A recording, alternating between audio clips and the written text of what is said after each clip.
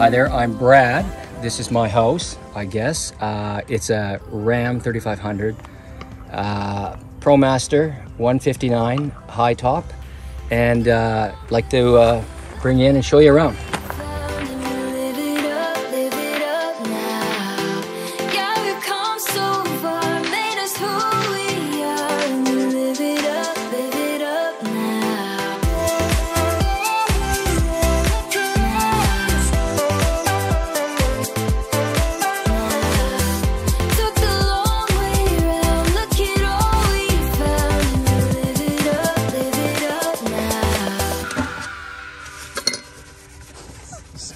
Just in case mom watches the video. Sorry, mom. Exactly. Okay, spruce this up a bit. You know the camera's rolling right now, right? Oh, okay. Well, you know, I mean, like I said, it was... You say sorry, mom. Sorry, mom. But you know, the truth of it is, I organized this just because I knew that it would be like mom telling me to clean my room, and I knew if I was given a tour that I would... I'd come through, so everything's dusted up, ready to go. All right, you ready? Okay, ready.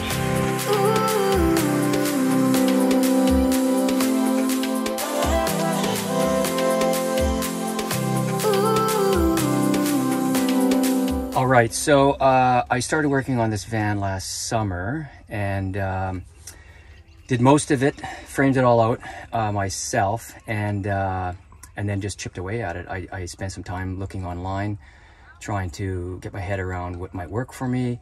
I found a few base models that I thought make sense, but you know, I'm a total neophyte on this whole van thing. I've learned a whole bunch from Chrome and his channel, so it's been very helpful. But so this is what I did. I kind of started off, and we won't talk about the basic stuff, I guess. Well, there's a little basic stuff. I did use Baltic birch. I tried to use good rigid stuff, good quality materials throughout the whole thing. But to keep it pretty simple, pretty rudimentary, didn't want a lot of problems or things to go haywire. I used Havelock wool to insulate, so everything's insulated with that. And that's kind of it. So we'll start at the beginning, which is back here. My whole closet space, I kind of took a lot of real estate for that because I sleep on a fixed bed platform that runs north-south. So it's fine. I got lots of room, no issues.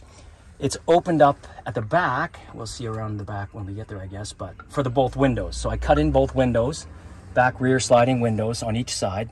So there's a little bit of an extra space there that's not filled with these traditional cupboards that I can put other stuff in. So it's kind of a nice flex space too.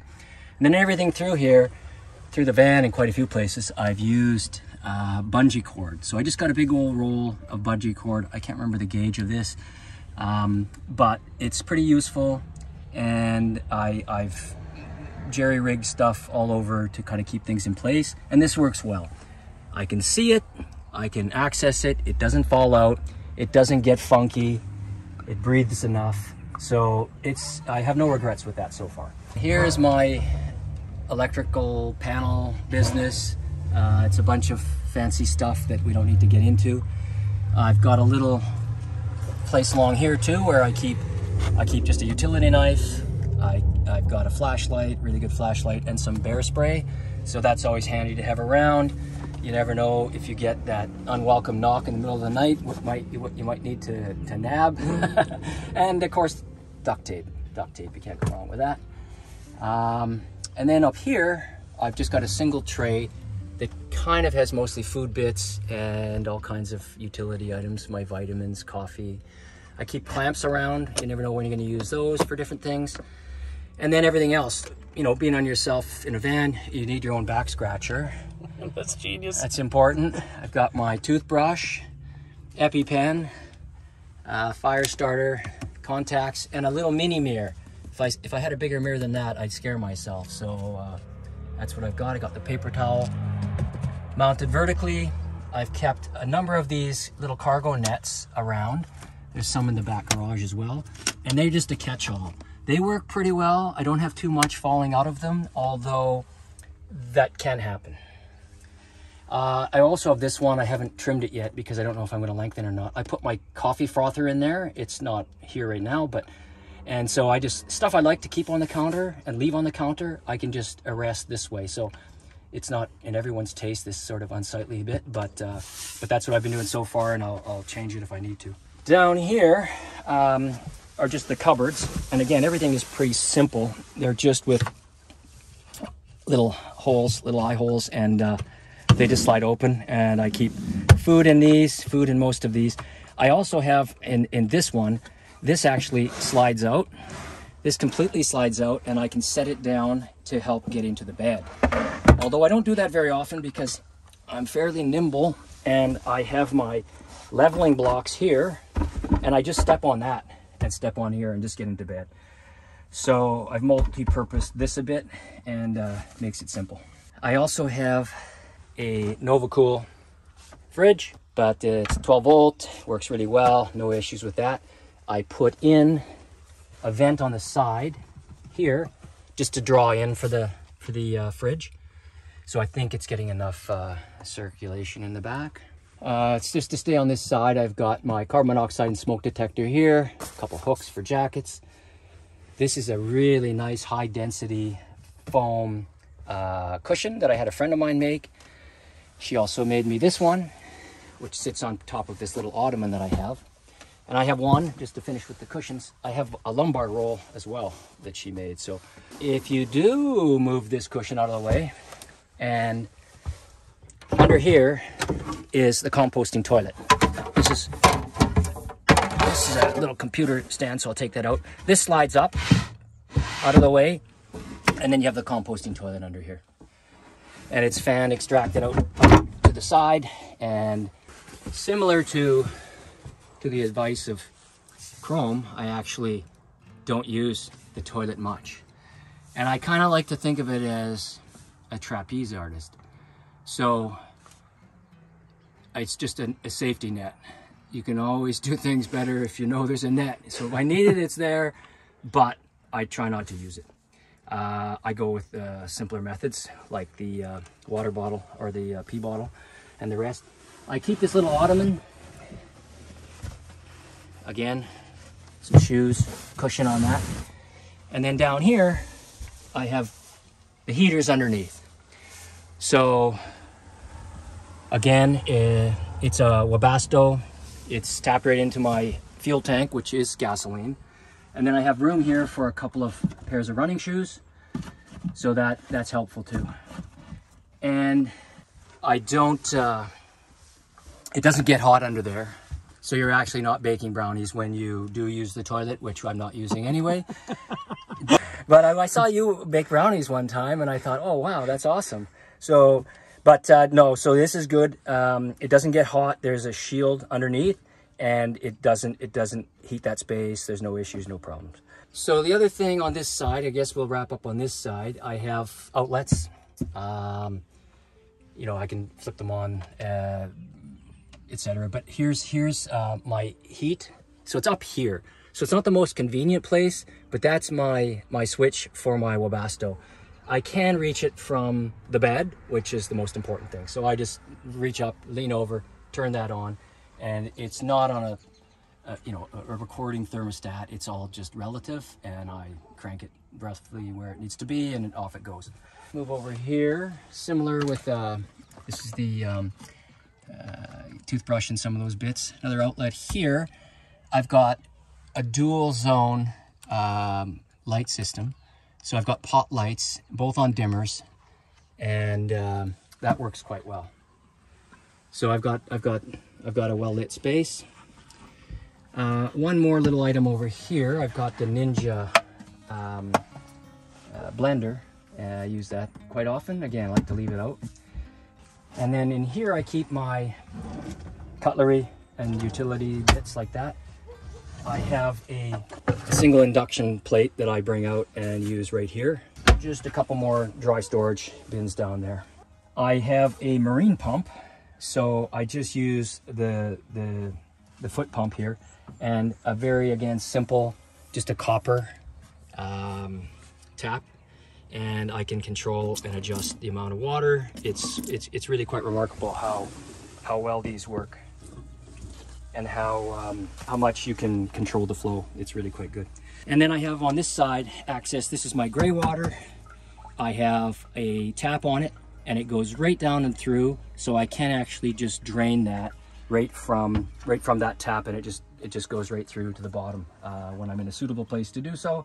And again, I don't use this for anything other than simple cleaning of dishes and brushing my teeth.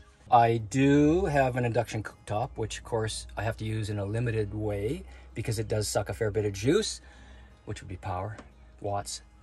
I have, this is very impressive looking, but that is something that I outsourced. So I'm not going to get over my head with telling folks what all the bells and whistles do here. I have a 2,000 watt inverter charger underneath, a Go Power.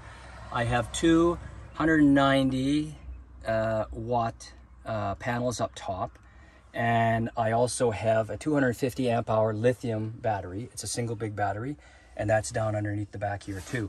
So that's all behind the curtain, as they say. The battery's right in there in that wooden box. It's all secured, mounted well to the floor. And if you want to have a quick peek under here, you can see, I'll just give you a quick look at, it's all been done. Sweet. I have the same charge controller. Oh yeah? I like that one. It's good, eh? That's great. Okay, so where were we? The only other thing I have is I have a max fan up top here, and it's just the manual. I don't have a manually controlled, but it's been fine. I've had no issues. It's so clean. Very clean. I don't use it a lot, bro. Mine's disgusting. Yeah. I'm so embarrassed. There you go.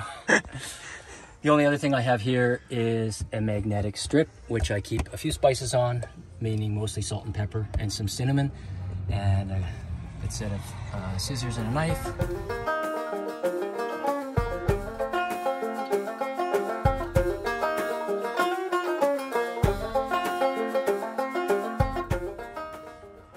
That went on easy. Yeah, real easy. They're good. Nice big rare earth magnets. So easy to put on and off. They fit nice. Where are these guys from? They're out of the States. I think they're out of, I can't remember now. Whether it was Washington or whether it was somewhere further down, California maybe. But I got all windows. So I've got both sides. I've got the front, the side slider, the both back, and the two small sliders along the side I've just done myself with, you know, just simple blackout material, and that's been about it. All right, so moving on forward. Are we rolling? We're rolling. Okay, so up here, I just keep most of the window insulation, etc. Once again, in order to have my front curtain and my blackout curtain, I've done something pretty simple again. I've just got a blackout curtain from one of the regular stores. So black on that side, white on this side. Keeps it a little bit more bright inside here on the side you're in.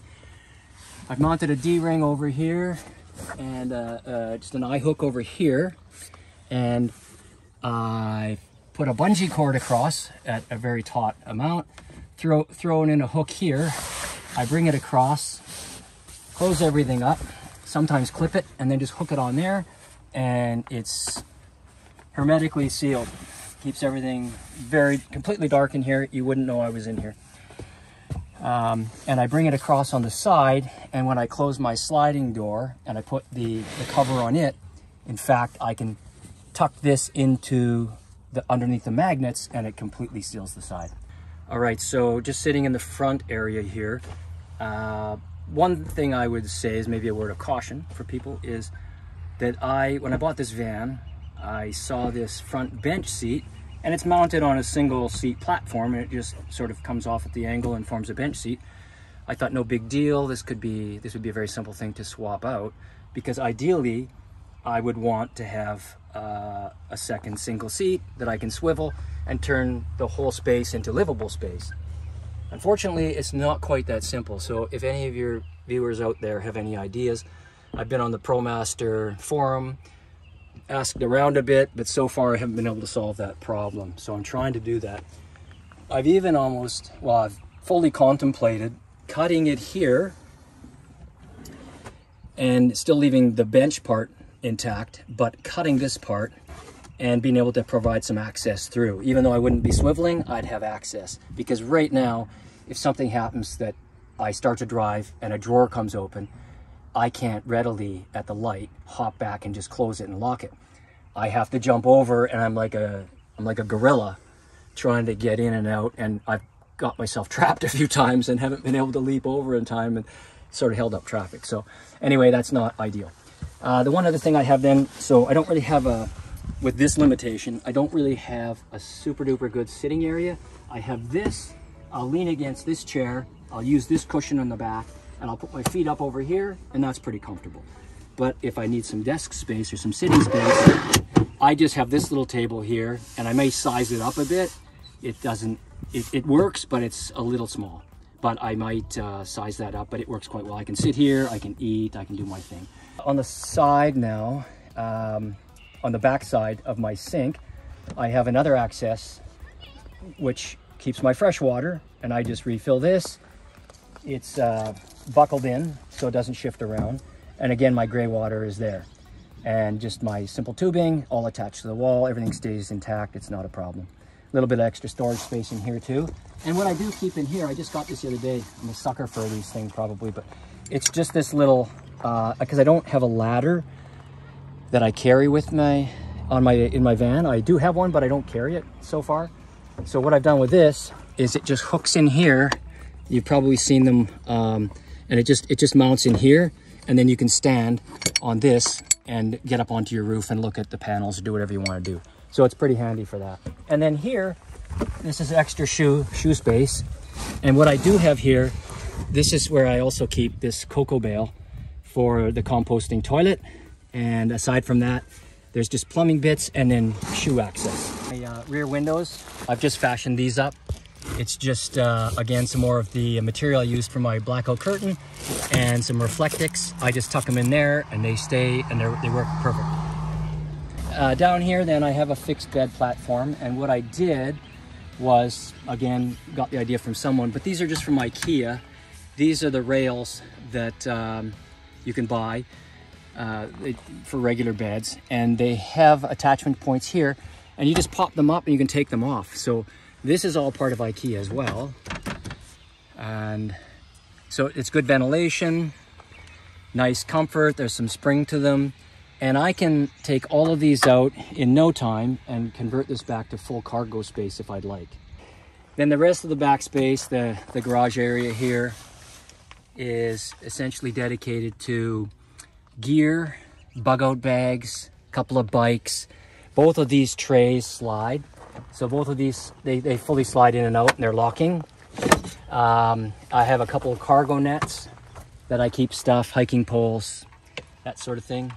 The final thing that was important to me as spending more time in the van was to not compromise my health and activity, and a whole bunch of van life and living seems to be very healthy, but I think you do have to build in certain measures to ensure that that you are staying active. And one of the things that I wanted to do was be able to still have a bit of a gym.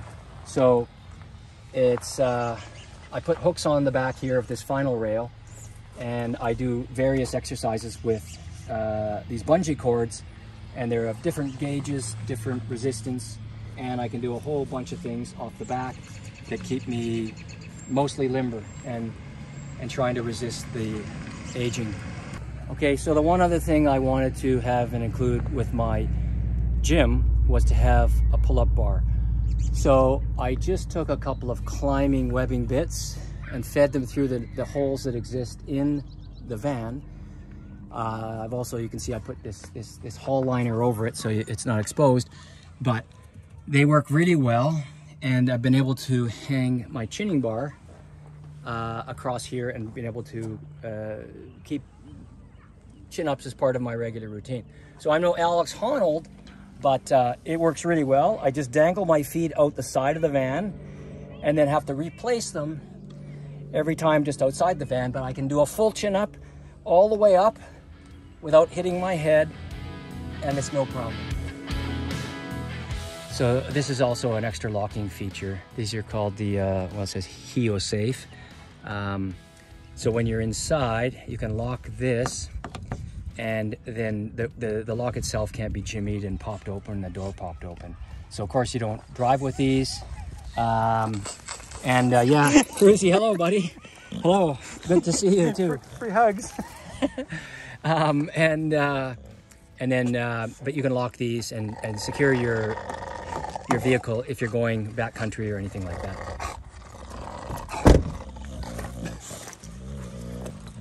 And this is the other one that you lock, and so when you're driving and you don't want it locked, it sits like so. This door will freely open.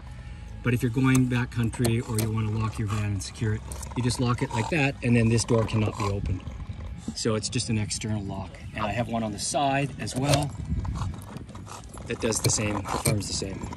Okay, so I guess I would say my van life experience so far has been really positive, and I've enjoyed it. I used to do a lot of, and still do, lots of bike tours and cycling. So I'm used to kind of roughing it and being away on the road in a more even exposed and vulnerable way. The van feels like paradise in so many ways because of that. But it is different, and I think that's one of the things I've really appreciated about your channel and your notions of doing this. And that is that I guess I'm wearing this t-shirt that says I am my own role model. And I used to wear it for my kids, and now I'm wearing it for myself in a way, because you know, you're reinventing a lot of different things along the way, and there's lots of aspects of living in a van that does that. So there's lots of ways to do it, I think, and I'm muddling my way through and just seeing how it goes, and yeah, we'll see. But so far I'm enjoying it.